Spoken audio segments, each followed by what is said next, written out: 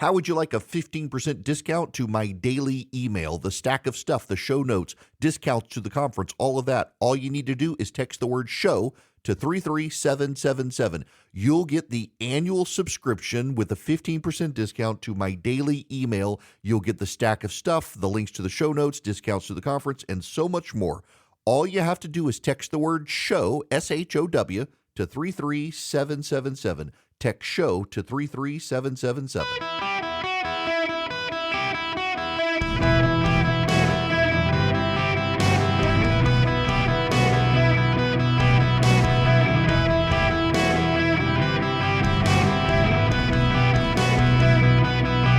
Welcome to the Eric Erickson Show podcast, Hour 3.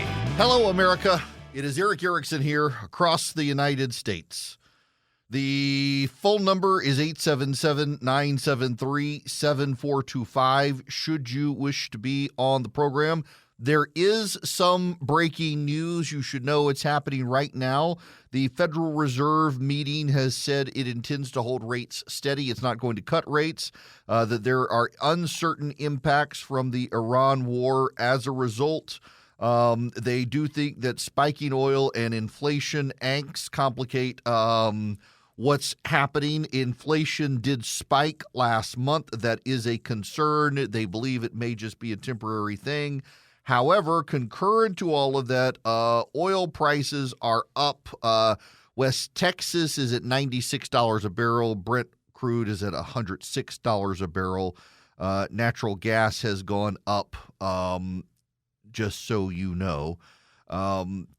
This is where we are. The president has waived the Jones Act, which we should just get rid of, for 60 days to steady the oil markets, which has helped a little bit. The Jones Act says that only American carriers can transport between American ports. The problem is there are hardly any American ships that are Jones Act compliant, and as a result, we don't have enough ships to transport oil from the East Coast to the West Coast.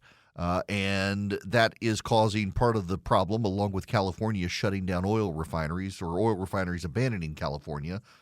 So all that's happening right now, just so you understand where things are. The Dow down 405, S&P down 39, NASDAQ down 121 as I'm talking right now because, well, between the Fed decision and the oil situation, markets are a little bit skittish. However, you should know that traffic is moving through the Straits of Hormuz right now. While all of this is happening, all of the intelligence community is on public display in the United States Senate. Now, this is very rare. Most of the time, the intelligence community briefs Congress is behind closed doors. But every once in a while, they all go up. So you have the CIA director, the director of national intelligence, the FBI director, and others. Before I get to their testimony, I want to play you this from Harry Itten, the data analyst on CNN. And this is one of those, because just take a look here. MAGA GOP view of Trump. Approve 100%. 100%. If you are a member of MAGA and the GOP, you approve of Donald John Trump. 0% say that they disapprove. You don't have to be a mathematical genius to know you can't go higher than 100%. He is the 1972 Miami Dolphins. Now, there are some Republicans who disapprove of Donald John Trump, but they are not members of the Make America Great Again movement. The bottom line is this: if you are a member of MAGA, you approve of Donald Trump. It's interesting, though, because there have been a couple prominent people who have sort of come out online, and they're very mad about this war with Iran because he promised no new wars. Is there any sign that people might be leaving MAGA relative to 2024? Yeah, okay. So, I've said it before, and, the theme of this segment is Tucker Carlson be darned. And when we look at the numbers, I mean, I've heard some people say, oh, you know what, when you look at those MAGA numbers, it doesn't account for those who might have left MAGA. But take a look here. Americans who identify as MAGA, in November of 2024, it was 28% of Americans. Now it's basically the same. If anything, it's slightly higher at 30%. The bottom line is this: the MAGA base within the GOP is not shrinking. It's the same size. If anything, it is slightly larger than it was back in 2024 when, of course, Donald Trump won a second term. So that 100% that Donald Trump has approval among MAGA GOP, that is not an artifact of MAGA shrinking. It's just an indication of how strong Donald Trump's grip is on that MAGA base. The reports of MAGA dying are greatly exaggerated. There have been people like Marjorie Taylor Greene who have left, people who pretended to be part of it who were never there. And they are shrill outsiders casting aspersions on the president and his operations in the Middle East. It's so notable how Vladimir Putin's favorite philosopher in Russia, Alexander Dugin, is playing up these people. Very notable. You know, can I just say that it's like people like to use the word op, but it's becoming more and more apparent these days. You have Joe Kent leaves the administration blaming Israel for the war, immediately rushes to Tucker Carlson and Candace Owens, who get platformed by Alexander Dugin, who also platforms Steve Bannon, who funds a group called Catholics for Catholics or some such, with Mike Flynn, that gets Joe Kent on stage with Candace Owens. There clearly is an and they seem to be getting more desperate. I had some dude, I don't even really know much about him. He's a Steve Bannon acolyte who has written hundreds, if not thousands, of words to defend Jeffrey Epstein's advisor, Steve Bannon, claiming that all nonsense. Steve Bannon and Jeffrey Epstein had thousands of text messages disparaging the president, casting aspersions on him, working to undermine the Catholic Church, all these things. All this stuff has been exposed. And this guy's out there attacking people like me for pointing it out and defending Jeffrey Epstein's advisor.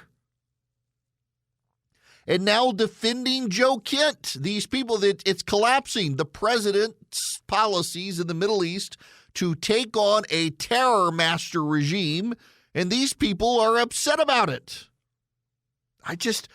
All the money flow to these people. Where is it coming from? The Kremlin? Is it coming from Iran? People thought about it in Qatar. There's clearly money's flowing into this to do it, and they're getting desperate as the regime is on the verge of toppling. But MAGA itself stands steadfast. Chuck Grassley interviewed, speaking of Jeffrey Epstein, Chuck Grassley interviewed Kash Patel. Listen to this. Director Patel, was Jeffrey Epstein an intelligence asset for the United States government or the foreign government? And if so, which agencies or governments? Mr. Chairman, I can only speak to the FBI as the director of the FBI, and Mr. Epstein was not a source for the FBI. Okay. Not a source for the FBI. By the way, you got members of Congress going on CNN today saying, I really do think we're at war with Iran to distract from Jeffrey Epstein. They just can't give up that talking point. These people are 30 feet over a runway. They really, the R word applies to them. You're going to, we're attacking Iran because, it distracts from Jeffrey Epstein. Everything's a distraction from Jeffrey Epstein, really. Now, before the United States Senate, John Ratcliffe gave this testimony to the United States Senate. He is the director of the Central Intelligence Agency and an all-around good guy, by the way. I've heard some analysts say that Iran could have had a functioning intercontinental missile to threaten the United States in as few as 6 months. Would you agree with that assessment? If left unimpeded, yes, Senator, they would have the ability to range missiles to the continental U.S.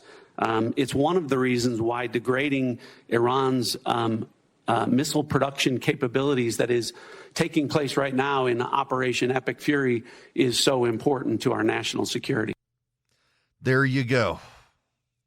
By the way, Iran supposedly had a space program, but what Iran's space program actually was the development of intercontinental ballistic missiles. They wanted to be able to reach the United States. This is Tulsi Gabbard, and this testimony is raising eyebrows among a lot of people. Was it the assessment? And I should say this is John Ossoff, who is asking her the questions, the senator from Georgia who is keeping TSA workers unemployed and still forced to show up for work. This is John Ossoff. What's interesting is it Russia Today that is pushing this clip out. Of the intelligence community that there was an imminent nuclear threat posed by the Iranian regime. The intelligence community assessed that Iran maintained the intention to rebuild and to continue to grow their nuclear enrichment capability. Was it the assessment of the intelligence community that there was a, quote, imminent nuclear threat posed by the Iranian regime, yes or no? Senator, the only person who can determine what is and is not an imminent threat is the president. False. This is the worldwide threats hearing where you present to Congress national intelligence, timely, objective, and independent of political considerations. You've stated today that the intelligence community's assessment is that Iran's nuclear enrichment program was obliterated and that, quote, there had been no efforts since then to try to rebuild their enrichment capability. Was it the intelligence community's assessment that nevertheless, despite this obliteration, there was a, quote, imminent nuclear threat posed by the Iranian regime? Yes or no? It is not the intelligence community's responsibility to determine what is and is not an imminent threat. Okay. That is up to here's the president the problem. based on a volume no, of information it is precisely that he receives. It is precisely your responsibility to determine what constitutes a threat to the United States. This is the worldwide threats here. Now, what's notable is, the question is over imminent or threat. Certainly, the director of national intelligence can assess what is a threat to the United States. It's the president who determines, based on the information provided, how imminent it is. John Ossoff should know that, but he is playing towards a progressive base. See, now, Ossoff, to a degree, here in Georgia, where I am, you have to understand he's Jewish.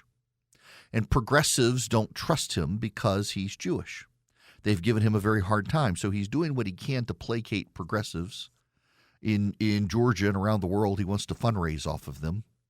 And he's also playing defense because he is shutting down the TSA at the airport here in Georgia. I mean, the Atlanta International Airport is one of the economic engines of the Southeast.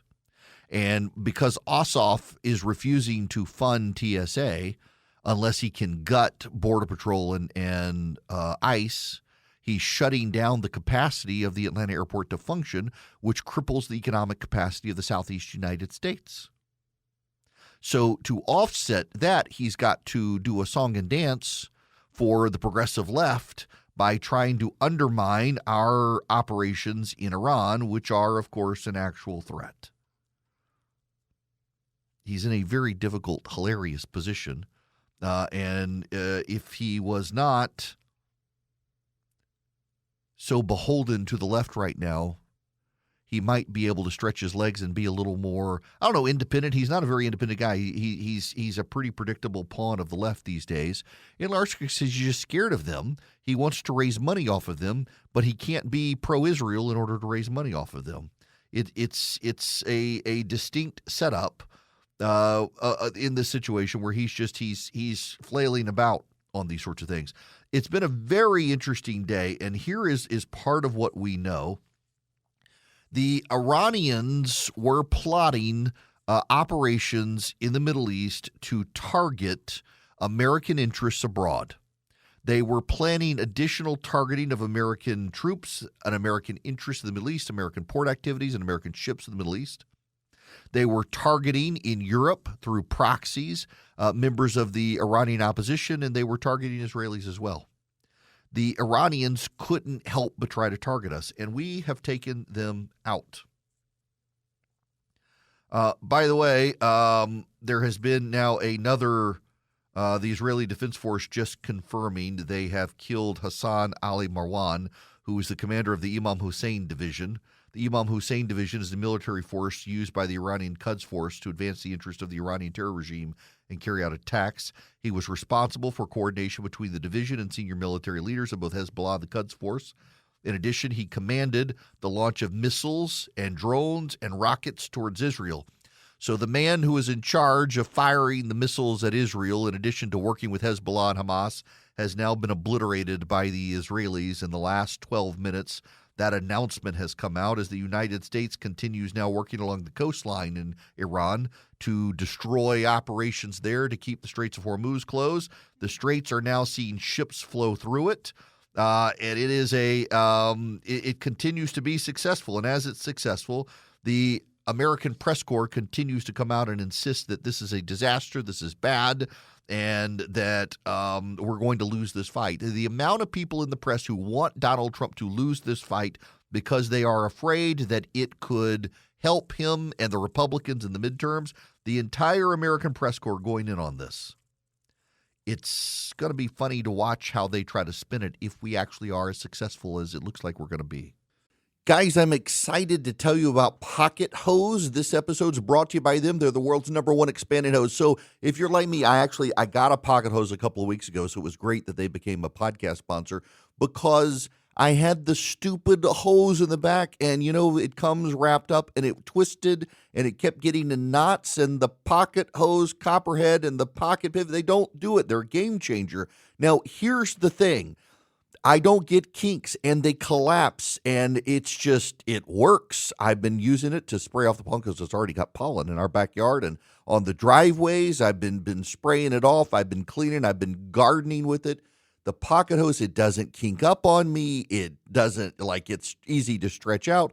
For a limited time, my listeners get a free pocket pivot and their 10-pattern sprayer with the purchase of any size copperhead hose. Just text ERIC to 64,000. That's ERIC, E-R-I-C-K. Text it to 64,000 for your 2 free gifts with purchase. ERIC, E-R-I-C-K to 64,000. Message and data rates may apply. See terms for details. Democrats in the United States House of Representatives House Administration Committee have voted against building a women's history museum on the National Mall. They were afraid that it would take forever to build as the directions kept getting changed. They actually killed it because the law would require that only biological women could be featured in the museum. So the Democrats don't want to build a women's history museum that is devoted to featuring women. I got to tell you, can you imagine? Have you all ever been to a Sub-Zero Wolf store? You go in and they've got these dishwashers, the Cove dishwashers and the Sub-Zero refrigerator. These are like $10,000-$15,000 refrigerators and freezers. And the range, Wolf has this range, and it's giant. It's got 2 full ovens underneath it. It's got a like a double griddle in the middle. You can make pancakes for a full family. It's got 6 burners. It is amazing. You walk into this. Can you imagine the kitchen exhibit at the Women's Museum on the mall? It would be better than one of those showrooms. It would have to be. You might actually even be able to go to the Women's History Museum and get directions on how to make a Dagwood-style sandwich like Blondie would make Dagwood. The amount of, my gosh, the Jell-O salad recipes at the Women's Museum would be fantastic. Now, what would really be great if you build the Women's Museum in D.C. and you leave intentional scuff marks on all the curbs outside, like tire treads on the curbs, that would be amazing at the Women's Museum. All the things you could do, it would be fantastic. You could literally have voices of women in comfortable shoes yelling through speakers, "Turn left, turn left. No, I said turn left, turn left. Dang it, turn left." It just, wow. You could set this up. Wow. Just, it would be remarkable. It would be remarkable. You could actually have Rosa Parks as a backseat driver in one of the exhibits. And, it would fit in perfectly. And telling you how to make your sandwiches. It would just, I'm going to get myself in trouble, aren't I? I want the Women's Museum. And occasionally they would put up a sign say, "We're closed today, got a headache." All right, I got to tell you about Old Glory Bank. Old Glory Bank could be your bank. They are my bank. Fighting against debanking trends, fighting against the left. oldglorybank.com/Eric. oldglorybank.com/ERICK. You go sign up with Old Glory Bank. You're going to be doing business with people who share your values. They are an online bank, but they've made it incredibly convenient to bank with them. I have my Old Glory Bank app right here by me on my phone. And if I want to deposit cash, I can go to 88,000 retail locations around the country, put in how much I want to deposit. They scan the QR code, I give them the cash, and it gets deposited in my bank account. It's like magic. The debit card works, the online bill pay, the budgeting tools. If your kids need a custodial account, listen, your kids don't need a physical bank branch. They just need a place to put their allowance, put the money they have from odd jobs, and Old Glory Bank can be that place. Get a custodial account for your kids. If you're a first responder, veteran, active duty military, they waive fees for you. They're very, very helpful to you. They give scholarships to kids around the country. They've been helping homeless veterans, and they love to help businesses as well. If you're in a conservative-oriented business and you're worried about banks maybe not wanting to work with you because you're conservative, Old Glory Bank is the bank for you. oldglorybank.com/Eric. oldglorybank.com/ERICK. Member FDIC, equal housing lender. Terms and conditions apply. I have to confess, I am a betting snob because, I just, no offense, you stay at somebody's house and the mattress is like 15 years old and you sink into it, you get a backache. Same with my house. I don't like to have a mattress for more than 8 to 10 years, depending on the mattress. I'm a heavy guy trying to lose weight, and I discovered Brooklyn Bedding. I didn't want to pay $1 bajillion for a mattress, but I wanted a good mattress. I wanted one made in the USA. I wanted one with coils, and I wanted the Brooklyn Bedding mattress. It's one of the few mattress brands endorsed by the American Chiropractic Association for spinal alignment and back health, and they're 100% fiberglass free for peace of mind. Go to brooklynbedding.com. Use my promo code ERIC, E-R-I-C-K, at checkout. Get 30% off site-wide. The offer is not available anywhere else. It's brooklynbedding.com. The promo code is ERIC for 30% off site-wide. Support the show and get a great mattress. brooklynbedding.com. The promo code ERIC, E-R-I-C-K. Hello and welcome. It is Eric Erickson here. There is some news out. The WNBA now has a collective bargaining agreement. I had to look up what it was, but apparently there is a National Basketball Association for Women. It's called the WNBA, and they have a bargaining agreement they have agreed to with the owners. They are apparently subsidized by the NBA. There's a new salary cap starting at $7 million. That's up from $1.5 million. Average revenue share of nearly 20% across the deal. There's a super max starting at $1.4 million.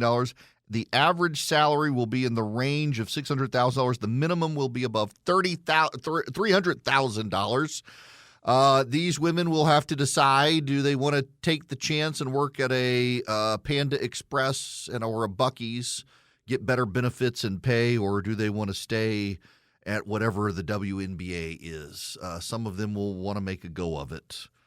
They will continue to be subsidized by the NBA. The only player in the WNBA who really makes them any money is Caitlin Clark, and the rest of the women resent her for actually being good and popular. But they will endeavor to be catty and bitter towards the successful members of the WNBA. The other day, there was a physical earthquake just off the coast of Cuba, 6.0 on the Richter scale. Today, in Venezuela, there is a political earthquake that has come thanks to Donald Trump. The very same American press corps that is telling you that Donald Trump's excursion into Iran is a disaster is not going to tell you how significant this is. Vladimir Padrino Lopez is out. Now, very few of you listening right now know who Vladimir Padrino Lopez is. Vladimir Padrino Lopez has been the defense minister of Venezuela for quite some time. He was an iron fist for Maduro. He's now out. Vladimir Padrino Lopez is not just out as longtime defense minister. He is a wanted man. There's a $15 million reward offered for information leading to his arrest by the United States government because he also oversaw the Maduro regime's drug trafficking operations. And Delcy Rodriguez has just announced that he is done.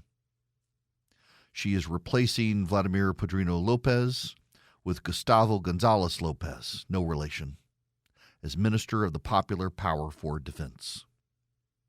That is a massive change happening inside Venezuela, and it comes because of the pressure being brought to bear by the Trump administration against the Venezuelan regime. They are upending things. Now, as this is trickling out, word is coming from Marco Rubio disputing the New York Times report, and I covered the report. Let me tell you what I have learned from several people after covering the report. There was some gentle pushback on me for having covered the report. So the New York Times report says that the government of the United States wants the Cuban president gone, but is willing for the Castro family and the Cuban communists to maintain power in Cuba. They will be allowed to maintain power in Cuba to a degree as there is a transition. Marco Rubio has come out today and disputed the entirety of the report, saying that this is not true and that the reporter is essentially notorious for relying on anti-administration sources and no sources in the administration.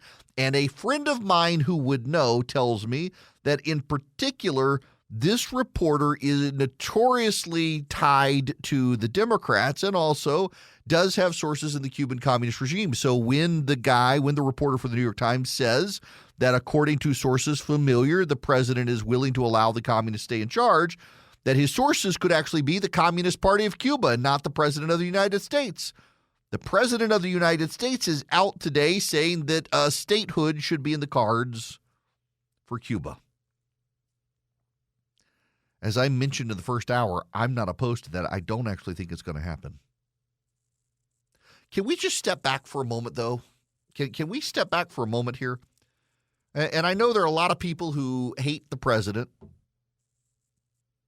but can you think of a president, other than maybe George W. Bush, who's been so fundamentally transformative? In Venezuela, the communist dictatorship of Maduro is gone, and the new socialist president, who was appeared to be a lackey for Maduro, is throwing overboard the defense chief that we want to put in prison, letting political prisoners out of prison, and winding down the funding for the drug lords and the other cartels that have propped up Maduro's power. In Argentina, our ally, Javier Milei, is resurgent with their economy. Things are booming in Argentina. In Chile, they have ousted a left-wing president in favor of a conservative. In Ecuador now, the government of Ecuador is allowing the United States to come in and take out the cartels, and Ecuador has now mobilized their military against the cartels, saying they learned from Bukele in El Salvador. And El Salvador is now the safest country in Central America. 10 years ago, El Salvador was the worst country to live in or to visit and the most unsafe in Central America. It's now the safest. It turns out, contrary to what the mayor of Chicago and others say in this country, you can arrest your way out of crime and problems. Peru has decided to reject amendments to its constitution that would send it to the left. And now in Cuba, the people are taking to the streets to protest the communists, and there's not a whole lot that the Cuban regime can do to stop them. And Marco Rubio is signaling that change is coming to Cuba.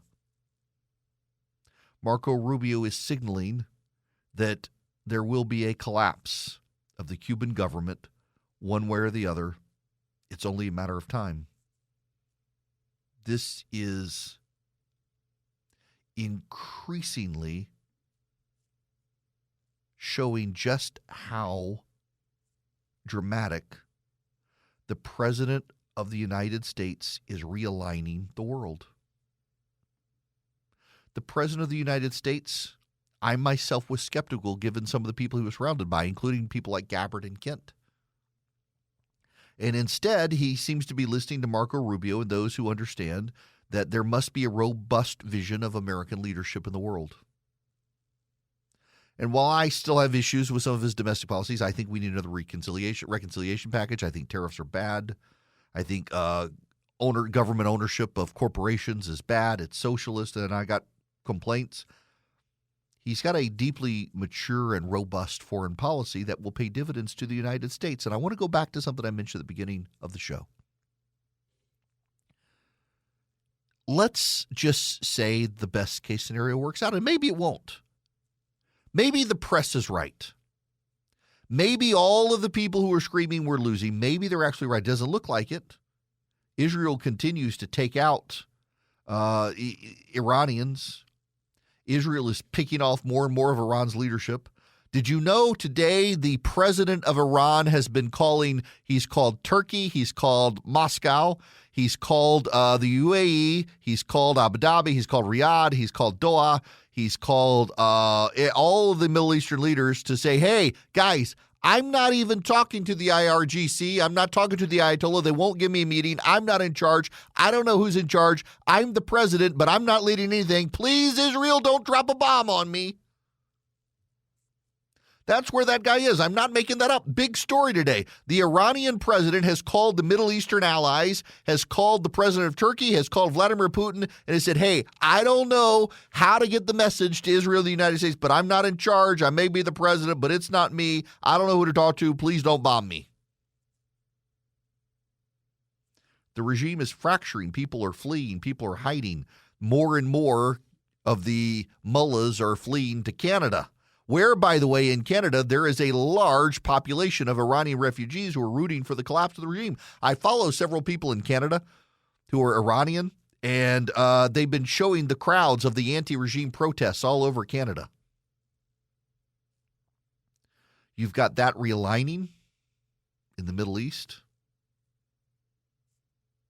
You've got the Cuban government collapsing. These are all great successes. What's so interesting to me as well is that down in Cuba, they're calling for investment of the diaspora to come back to Cuba, buy land, build businesses. And the Cubans in Spain, where there's large Cuban refugee communities, the Cubans in the United States, they're like, nope, we're not going to do it. We want you to fail first. This is from the New York Times. I do believe I'll be having the honor of taking Cuba, President Trump told reporters on Monday. Taking Cuba in some form. Yeah, taking Cuba, I mean, whether I free it, take it, I think I could do anything I want with it if you want to know the truth. Even by Mr. Trump's precedent-shattering standards of speaking his mind as the U.S. president, his comments were a stunning insight into his perceptions of his power and its lack of limits. There have been 13 U.S. presidents since Fidel Castro took power in Cuba, all with their own complicated and often contentious relationship with the communist-ruled island, but none has so publicly pondered seizing control of the nation until now. And after Mr. Trump's military attacks in Venezuela and Iran this year, his comments were not simply off-the-cuff musings. Instead, the remarks seem to suggest that Mr. Trump is pushing forward a third consecutive attempt to behead a foreign government, perhaps before the year finishes its first quarter. I am holding Cuba, he said Sunday aboard Air Force One, adding, we will pretty soon make a deal to do whatever we have to do. We're going to do Iran before Cuba. In reality, the Trump administration is already engaging on both fronts. Since January, the U.S. has established what amounts to an oil blockade on Cuba, threatening other countries if they provide oil to the island and even taking military action. Last month, a U.S. Coast Guard vessel intercepted a tanker full of crude oil from Colombia en route to Cuba. As a result, Cuba has not received any significant oil or fuel shipments since January 9th, creating a rapidly escalating crisis on the island. Gasoline sold on the black market soared to $35 a gallon. And electricity is failing every day, including a nationwide blackout on Monday. Surgeries are being delayed. Medicine is running out. Food insecurity is increasing. That's backed Cuba's leadership into a corner. Miguel Díaz-Canel delivered a national address acknowledging for the first time Cuba's talking to the United States. At the same time, the Trump administration is reporting Mr. Díaz-Canel must go. Now, you should know that Russia and China are working to help both the Iranians and the Cubans. Russia and China are providing intelligence, are providing support, and the Chinese in particular are providing weapons to the Iranians. Now, they can't get them to the Cubans.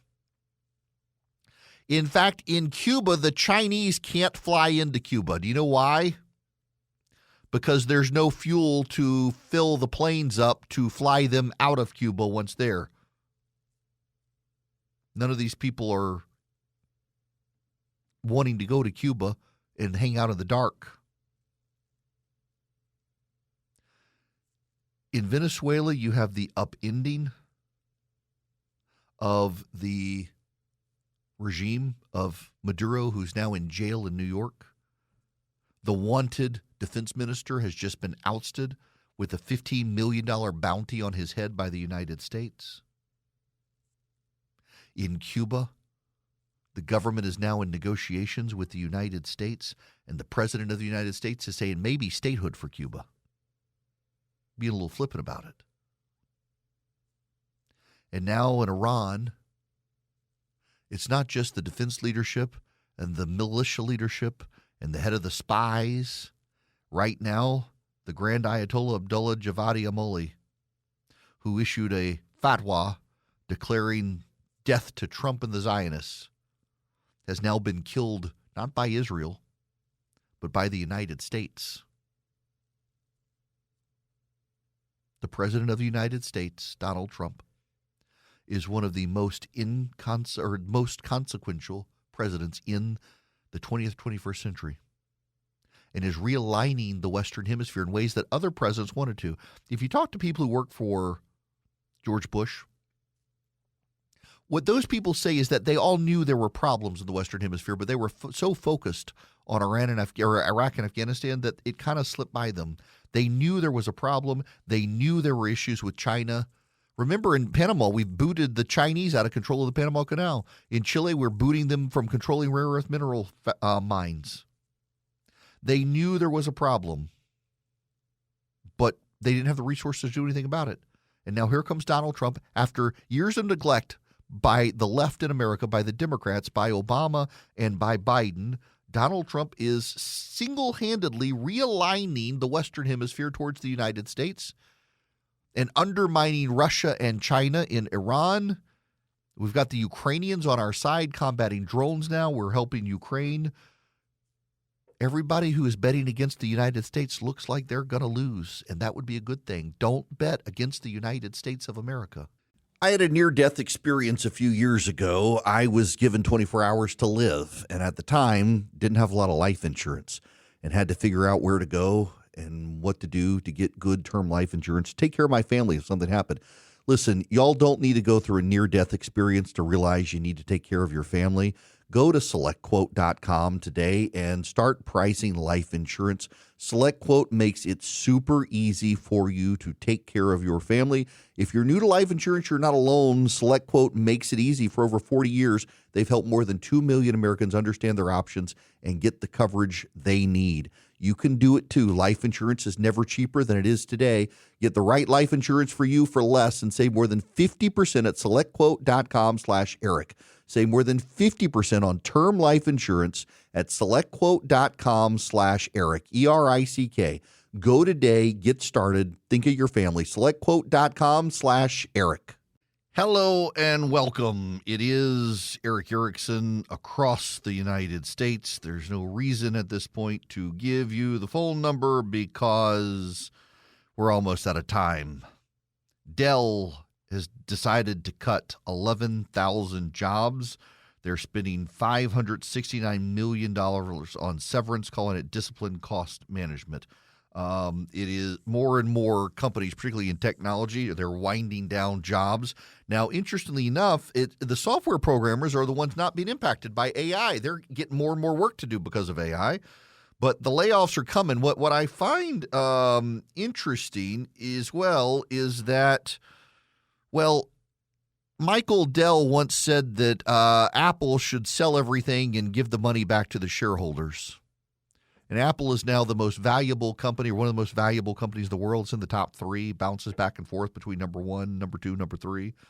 And Dell really hasn't improved its value since Michael Dell in the late 90s said that Apple should sell itself off.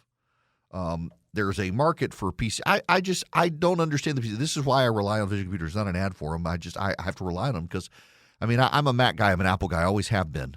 And I go on a website to try to look for PC. It's so freaking confusing. That's why I like my Macs and all my Apple products, and they just work together.